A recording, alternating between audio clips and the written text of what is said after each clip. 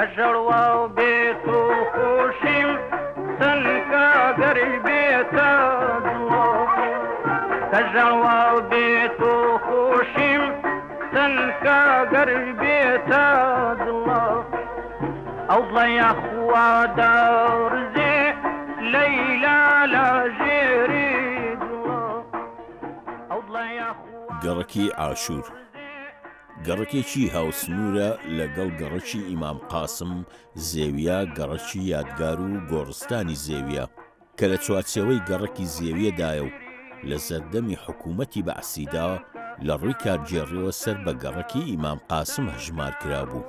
بنەڕەتی ناوەکەی هاوپەیوەستی مێژوویەکی دیاریکراوی ئەو سەردەمەیە کە دەوری خۆی بینیوە لە بەناوبانگبوونیدا هەندێک ڕای بۆ دەچن کە لە بنەڕەتی چایخانەی عاشورەوە سەرچاوەی گرتووە کە عاشور ناوێک دوکان و چایخانەیەکی لەو گەڕەکەدا ئاوەدان کردوتەوە کە ناوی ڕەفیق تۆفیق قادرە کە برای نورە کەچەڵ و حاجی سابیر و محەممەد و ڕەشید بووە.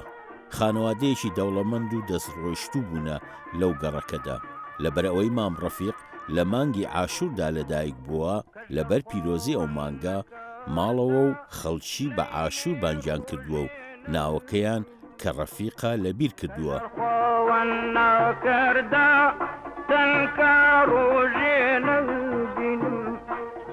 بخوا ئاقوڵێ شێیان لەیلێ کوێرا بێزەینم بەخوا ئاقڵ لێ شێیان تەنکە کوێرا بێزەینم تەنکە جانم تەنکە ڕوحی شیرینم تەنکە جانم لەبەر هاتنی خەڵکانی شیعە مەزهەبیش لە خوار و ناوەڕاستی عێراقدا هەموو ساڵێک لە مانگی عاشوردا سەردانی مزگەوتی ئیمام قاسمیان کردووە و عاشوریان بە پیرۆز سیر کردووە. خانەوادەی مام ڕەفیق بنەچەی خێزان و کەسایەتیەکی دیاری ئەو گەڕەکە بوونە و بەشێکی ئەو گەڕەکە بازاڕ و مڵکی ئەوان بووە.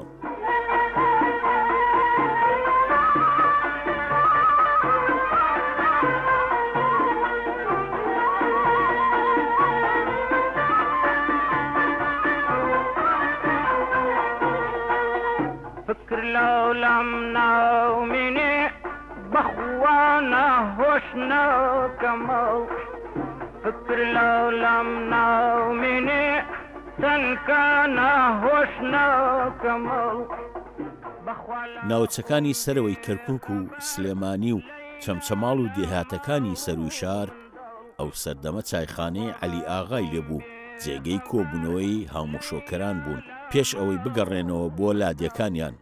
هەروەها گەراجی عەبدوڵڵا موختار و چایخانەی حاجی جەلالی لێبوو. تەنکە جانم تەنکە ڕوحی شیرینم لەیلە لە دووری باڵات بە خودا دڵپڕ برینم تەنکە ئەو لارە و لەنجا تەرکە. لە ڕابردوودا ئەم بەر و ئەو بەری چەمی خاسە دیوار نەکرابوو تا پێش بگیرێت لە هەسانی لافاوی زستان لە کاتی زۆربوون و هەڵچوونیدا. گەلێک جار ئەم ئاوی خاسەیە بەری عاشوریدا دەپۆشی و بۆ پێش مزگەوتی ئیمام قاسم و گەڕێکی ئاخر حوسێن سەری دەکرد. سەرۆخوار بە هەمان شێوەیش لە بەری ئەڵماسەوە سەردەکەوت بە ناو شەقامەکانیدا ڕێی دەکرد. لەم شەقامەوە لە سێڕیانەکەی عاشور سەرۆخوار بۆ بەر مزگەوتی ئیمام قاسم بڕەماڵێکی لێبوو وەکو ماڵی حاجی عیزەددینی عەجەم، ماڵی مامۆستا مستەنسیر، ماڵی سوبحی عەلی ئاغای کەشاف، ماڵی شێخ محێدین ئۆمەر گەدەیی، ماڵی کاکەی حاجی مەحموود، ماڵی شەهید عەلی عەسکەری لەگەڵ چایخانەکەی دەرسیم و مزگەوتێکی دێرین لەسەر جۆگە ئاوەکەی لە نێوان عاشور و مزگەوتی ئیمام قاسم کە بە مزگەوتی مەلاتەها بەناوبانگ بوو.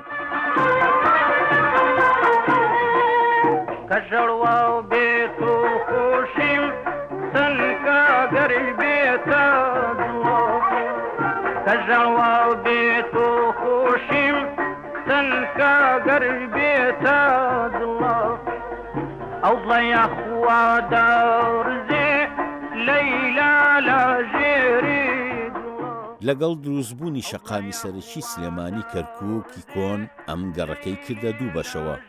لە کاتی هەڵکەندنی ئەم شەقامەدا ناوەڕاستی شەقامەکە گۆڕستان بوو، بەڵام بەشێک لە کەسوکاری گۆڕەکانیان گواستەوە و بەشێکی کەوتەژێر شەقامەکە و گۆڕستانەکە لە ماڵەکان دابڕێنرا و زەویەکەی لەسەر شەقامەکەدا دیاری کرا بۆ ئەوەی ماڵی لەسەر بنیاد نەنرێت.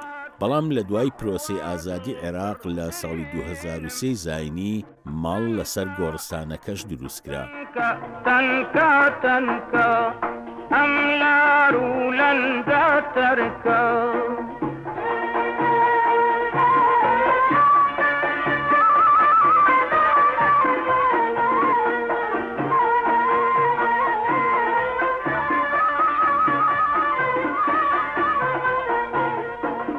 كجر خوانك لە دوای ئاپۆڕەبوونی گەڕەکەکە حکوومەتی عێراق هەستا بەکردنەوەی فەرمانگەی ڤێرتەرنەری و نۆرینگەی حکومی و قوتابخانەی سەرەتایی و دوو باخچەی گەورەی ڕەنجین.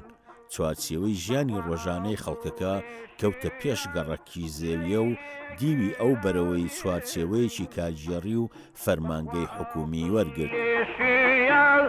تنكا كرابي زينم تنكا جانم تنكا تنكا روحي شرينم تنكا جانم تنكا تنكا فەرمانگەی ڤێرتەرنەری کەرکووک کە بەناوبانگ بوو بە بەیتەریەکەی کەرکووک ناسرا بوو، هەر لە ساڵی 1937 زاینیەوە دامەزراوە و تاکو ئێستا وەکو فەرمانگەیەکی پزیشکی کاری خۆی دەکات و خەڵکێکی زۆر سەردانی دەکەن، بە تایبەتی خەڵکی لادیەکان.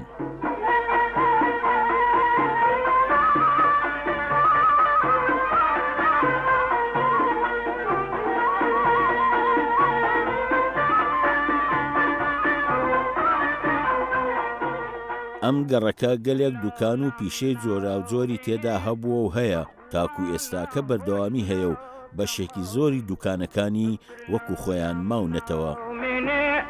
تنكا ناهوش ناكمل بخوالا خم بخبر ليلى لا مالو من دل بخوا خم بخبر ليلى لا مالو من دل تنكا جانم تنكا. قوتابخانەی ئیمام قاسم یەکێکە لە قوتابخانە کۆنەکانی ئەم گەڕەکە، هەر لەگەڵ ئاوەدانی ئەم گەڕەکەدا کراوەتەوە.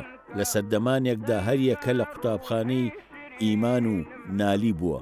مناڵێکی زۆری فێری خوێندنی کوردی کردووە و تاکو ئێستاکە بەردەوامە. گەلێک مامۆستای بەتواناوانیان لەم قوتابخانەیە داوتوەتەوە وەکو مەحموود شاکر، زەکی تاڵەبانی، ئیسماعیل ڕۆژبەیانی، وەردە، باسە، مامۆستا جەلال، مامۆستا نەجات، بەهرۆز محەممەد.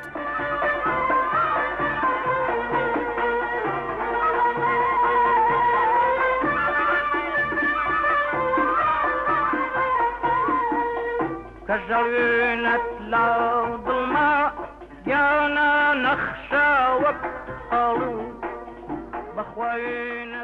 یەکێک لە شوێنە دیارەکانی ئەم گەڕەکە تەچێ و مزگەوتی شێخ سەدەدینی کوڕی شێخ نورەدینی ڕەفاعیە کە مێژوویەکی دوور و درێژیان هەیە لەگەڵ دروستبوونی ئەم گەڕەکەدا کە لە سەرەتادا لە نێو گۆڕستانەکەدا باروبنیان لێدانا و لەگەڵ ڕۆژگاردا تەچێ و مزگەوتیان لەم شوێنەی ئێستادا بنیاد ناوە و لە خۆشی و ناخۆشی گەڕەکەکەدا بەشداریان کردووە و ڕێزیان هەیە لەلایەن خەڵکی گەڕەکەکەدا.